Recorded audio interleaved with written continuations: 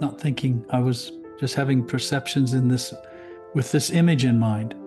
And that is that presence, not trying to be present, being present is somewhat like looking at yourself in the mirror. But instead of looking into the mirror, of course you do look into the mirror, but keeping your awareness on this side of the mirror. And immediately, though, we go into the mirror. And our life is like that psychologically. Consciousness is always going into the mirror. And it's interesting, this idea, the mind is often depicted as a mirror.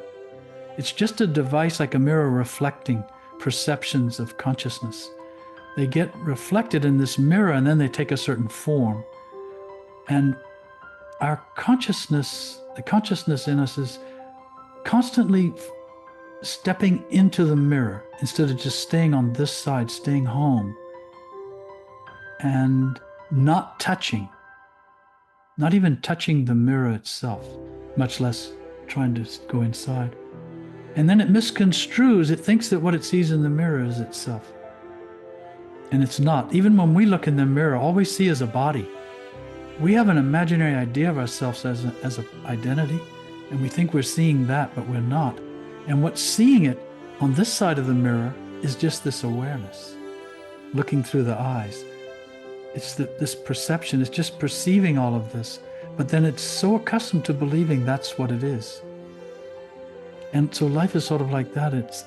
This comes back to contraction. As soon as we step into the mirror, the contraction's starting. And now we're becoming.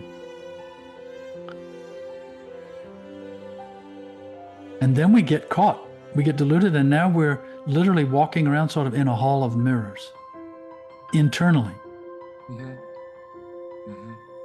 This is all analogy, I know, but you can relate to this from your own experience. But this idea of staying on this side of the mirror, this image, even right now as we sit here, Peter, this person named with the name Peter and a person with the name Mihai are talking and having a conversation. And if they didn't know any better, they would think that that's who they are. They would think that that's all there is.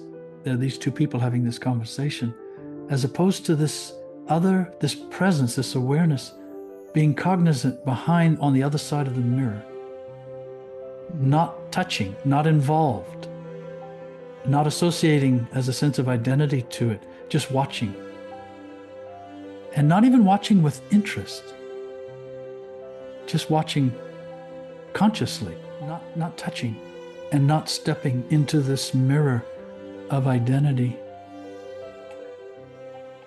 And this is what it comes down to in the end. And we were going to talk about consciousness today, but we decided we can't just talk about that necessarily. But the reason we're not focusing more on consciousness itself is because we're still fascinated with what's in the mirror.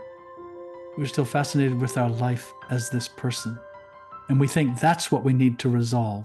That's what we need to fix. That's what we need to balance. That's what we need to purify. It's that image in the mirror who needs to transform somehow.